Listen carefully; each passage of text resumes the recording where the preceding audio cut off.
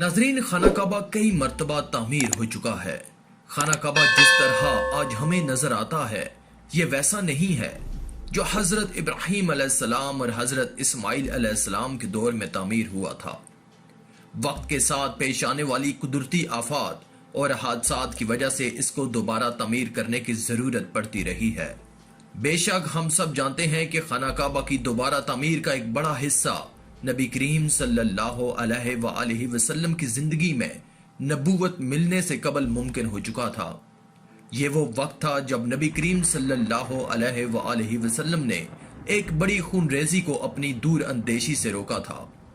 एक बड़े कपड़े में हजरे अस्वद को रखकर हर कबीले के सरदार से उठवाया था।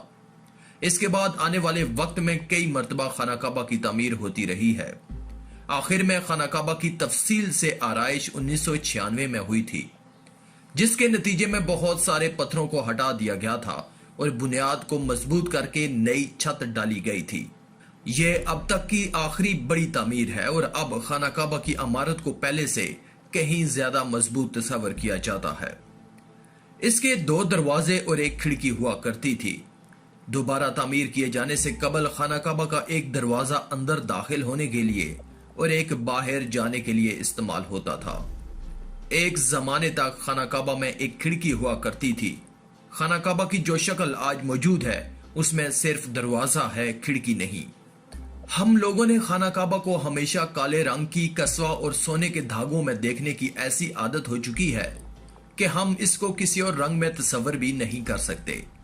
यह रवायत अब्बासिद यानी जिनके घर का रंग काला था उनके दौर से चली आ रही है, और लेकिन इससे कबल खाना काबा मुख्तलिफ रंग के गुलाफ से ढका रहता था।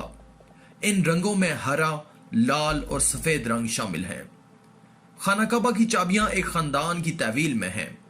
फतह मक्का के वक्त नबी करीम सल्लल्लाहु अलैहि वसल्लम को खाना काबा की चाबियां दी गईं, लेकिन बजाय इसके कि आप सल्लल्लाहु अलैहि वसल्लम ये चाबियां अपने पास रखते, आपने ये चाबियां बनी शाइबा खानदान के उस्मान बिन तलहा को वापस कर दी।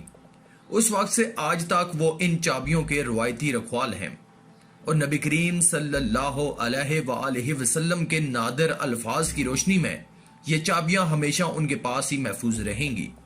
ऐ बनी तलहा, ये चाबियां रोजे कयामत तक तेरी तहवील में रहेंगी, सवाए इसके कि जोर जबरदस्ती तुझसे गैर इखलाकी तरीके से छीन ली जाएं। नाजरीन, पहले खाना काबा हफ्ता में 2 मरतबा आवाम के लिए खुला होता था और कोई भी खाना काबा के अंदर दाखिल होकर इबादत कर सकता था, लेकिन मौजूदा जमाने में ज़ायरीन की तादाद ज्यादा होने और दूसरी वजूहात की बिना पर खाना काबा को अब साल में सिर्फ 2 मरतबा खोला जाता है और इसमें आला शख्सियात और खास मेहमान ही सिर्फ दाखिल हो सकते हैं। खाना काबा के आस पास तैराकी की जा सकती थी। खाना काबा के वादी के निचले हिस्से में होने की वजह से दीगर मसाइल में से एक मसला ये था कि जब बारिश हुआ करती थी तो वादी में सैलाब आ जाता था। यह मक्का जैसे शहर के लिए कोई अनोखी बात नहीं थी, लेकिन यह बात दूसरे मसाइल की वजह बनती थी। इस वक्त यहाँ सैलाब की रोकथाम और निकासी आब का निजाम मौजूद नहीं था। बारिश के आखिरी दिनों में खाना काबा पानी में आधा डूबा रहता था, लेकिन क्या इस वजह से तवाफ काबा रुका? हरगिज नहीं। मुसलमानों ने काबा के इर्द गिर्द तैराकी करके तवाफ शुरू कर दिया। खाना काबा के बिल्कुल ऊपर जन्नत में एक और खाना काबा मौजूद है। इसका जिक्र कुरान पाक में भी आया है और नबी पाक सल्लल्लाहु अलैहि वसल्लम ने भी इस बात की निशानदेही की है। अल्लाह के नबी सल्लल्लाहु अलैहि वसल्लम ने माराज का वाकया सुनाते हुए फरमाया, जब मुझे बैतुल मामूर यानी अल्लाह का घर दिखाया गया तो मैंने हजरत जिब्राइल अलैहिस्सलाम से पूछा। उन्होंने जवाब दिया कि यह बैतुल मामूर है जहां 70,000 फरिश्ते रोजाना अल्लाह की इबादत करते हैं और जब वो यहां से जाते हैं तो वापस नहीं आ पाते, हमेशा नया दस्ता आता है। क्या आपने कभी इस बात पर गौर किया है कि हजरे अस्वद चांदी के सांचे में क्यों घिरा रहता है? कुछ साहिरीन के मुताबिक हजरे अस्वद बहरीन से ताल्लुक रखने वाले इस्माइली ग्रुप ककमाटियंस के हाथों टूट गया था। इन लोगों का यह ख्याल था कि हज मुबारक एक तौहीन परस्ती का अमल है। अपनी बात को सच साबित करने के लिए इन लोगों ने 10,000 हुजाज को मारकर उसकी बाकियात को आब जमजम के कुओं में फेंक दिया था। یہ غیر انسانی عمل کافی نہیں ہے۔ یہ شیطان حجر اسود کو عرب کے مشرق میں لے گئے اور پھر عراق کے شہر کوفہ لے گئے، جہاں اس کے عوض تاوان وصول کیا جب ان کو مجبور کیا گیا۔ جب اسے واپس کیا گیا تو یہ ٹکڑوں میں تھا، اور اس کو یکجان کرنے کا صرف ایک طریقہ سمجھ آیا تھا کہ اس کو چاندی کے سانچے میں رکھا جائے۔ کچھ تاریخ دانوں کے مطابق اس مقدس پتھر کے کچھ حصے آج بھی کہیں گم ہیں۔ خانہ کعبہ مکعب کی شکل کا نہیں ہے۔ مکعب کی شکل سے مشہور خانہ کعبہ دراصل مستطیل کی شکل کا ہے۔ خانہ کعبہ کبھی بھی مکعب کی شکل کا نہیں تھا۔ اس کی اصل زاویے کے مطابق یہ ایک آدھا گول حصہ ہے جس کو حجر اسماعیل کہا جاتا ہے۔